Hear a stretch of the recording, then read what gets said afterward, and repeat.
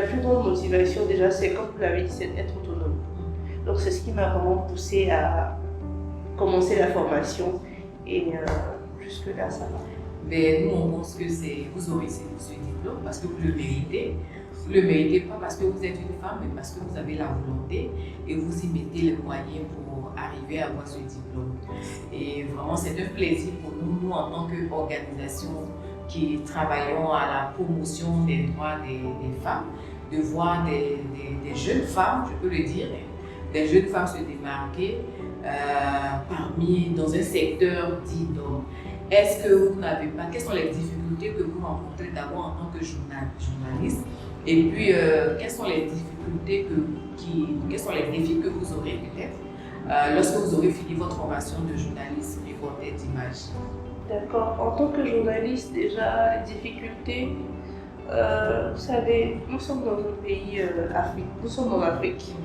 Et ici, les gens n'ont pas vraiment cette culture-là. Pour faire, je ne sais pas si je dois dire, les gens ont beaucoup honte quand ils voient la caméra et tout ça. Donc des fois, tu dois tourner un sujet qui n'a rien à voir avec la politique, un sujet, un fait de société. Mais même pour interroger les gens, c'est compliqué. Parce qu'aujourd'hui, avec les images, avec Internet, avec tout ce qui se passe, les gens se disent, je peux dire quelque chose devant la caméra, mais peut-être ne pas bien le dire. Et puis, demain, ça peut avoir des répercussions sur moi, ou soit peut-être je vais mal m'exprimer. Il y a beaucoup de choses, il y a beaucoup de facteurs. Du coup, ce n'est pas toujours facile aller sur le terrain, surtout en tant que femme, avec ta caméra, tu te promènes là, quand tu vas des fois, on te demande, mais toi, tu fais quoi là? Que non, mais ça, ce sont les hommes qui font ça, toi, tu es une femme. Et puis, du coup, ça fait qu'il y a certaines personnes qui, je ne veux pas dire qu'ils ne vous considèrent pas, non, mais qui n'accordent pas vraiment trop d'importance à ce que vous faites. Et c'est après, quand vous finissez le reportage, vous faites le montage, tout est bien fait, quand vous leur montrez, ils se disent, ah, mais donc ce que tu fais là, vraiment, c'est bien en fait. Donc voilà, les gens n'ont pas trop cette culture-là et tout ça, donc c'est ça qui est un peu compliqué, mais bon, on essaie de faire avec. Et en termes de défis, je pense que les défis que j'aurai à rencontrer, j'espère que je n'en aurai pas. J'espère que j'en aurai pas. Mais le plus difficile sera effectivement de prouver que de montrer plutôt à mes patrons, à mon employeur, ce que j'ai appris sur le terrain. Et j'espère que je pourrai bien rendre et faire de bons reportages qui seront aimés et suivis par des millions de spectateurs. Pour la plupart du temps, les caméramans qui font les reportages avec les journalistes, généralement, nous, dans nos activités, c'est des hommes qu'on voit. Voilà. Et puis, très souvent, les femmes, elles sont journalistes. Est-ce que les hommes ne vont pas penser, par exemple, caméraman, que vous allez prendre leur place? Est-ce que ça ne peut pas arriver? Parce que là, on dit, bon, la RTI va en reportage, on envoie Miss Diallo, et puis elle est toute seule avec sa caméra, alors que habituellement, c'est un homme qui est caméraman et tout ça. Est-ce que ça va pas, vous ne pensez pas qu'il peut avoir ce genre de comportement, d'attitude à votre égard? Et comment est-ce que vous allez vous y prendre? Bon, déjà, moi, je suis dans tout ce qui est. Moi, généralement, dans mes relations avec les gens, j'ai pas vraiment de problème. J'arrive toujours à gérer les situations et tout ça. Donc, je me dis que peut-être que ça peut créer, je suppose, certaines frustrations. Vous savez que tout ce qui est nouveau, là, ça dérange toujours. Oui, hein. oui. Voilà. Parce que c'est une formation, c'est maintenant que cela va être intégré un peu dans le fonctionnement, que ce soit la RTI ou les autres. Voilà, les autres maisons. Voilà. Donc, tout changement, ça bouscule un peu les habitudes là, au départ.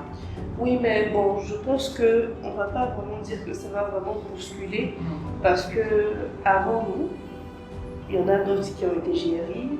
Actuellement, à la RTI, il y en a plus. Ok. Oui, mais plus des hommes. Voilà.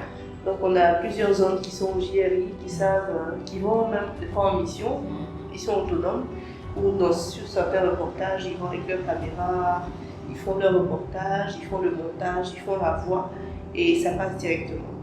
Donc, je dirais que ce n'est pas quelque chose qui est nouveau. Donc, et jusque là, on arrive toujours à gérer avec nos cadreurs là-bas et tout ça. Donc, je pense que ça n'a pas posé beaucoup de problème. Ok. Comme je le disais aussi à la faveur de la Journée internationale de la femme, dont le thème retenu par on va dire les Nations Unies, c'est un monde numérique inclusif. Et vous, en tant que femme journaliste, femme reporter, quel est le message que vous pouvez envoyer? Le message que je peux envoyer plutôt aux femmes, c'est déjà de savoir que Internet ne doit pas être utilisé pour faire du buzz, pour balancer des fake news et toutes ces choses-là. Internet aujourd'hui est un véritable moyen de communication. Les réseaux sociaux, les nouvelles technologies, les téléphones arrivent à faire des choses qu'on ne pouvait pas faire avant. Aujourd'hui, même en termes de sécurité, on parle de femmes. Aujourd'hui, tu peux même être dans un taxi, Yango ou quoi que ce soit. Tu peux avoir l'impression peut-être que le chauffeur veut t'agresser, tout ça. Avec seulement ton téléphone, tu peux alerter, tu peux appeler la police.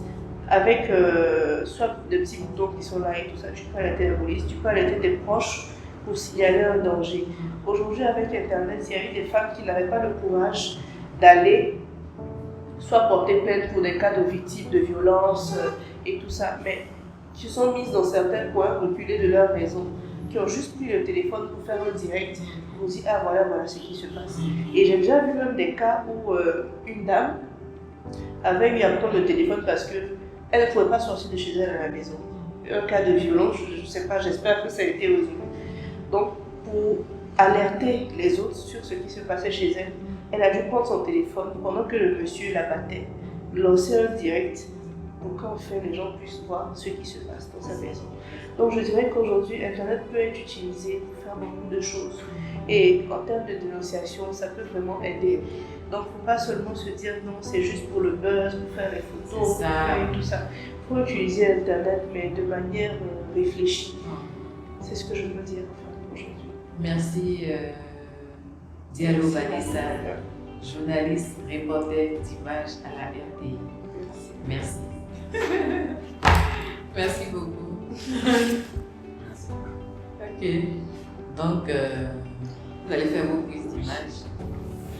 J'avoue, je me vois encore dans le bureau, assis, en D'accord, train de travailler, en train de marcher, donner les instructions. Ok.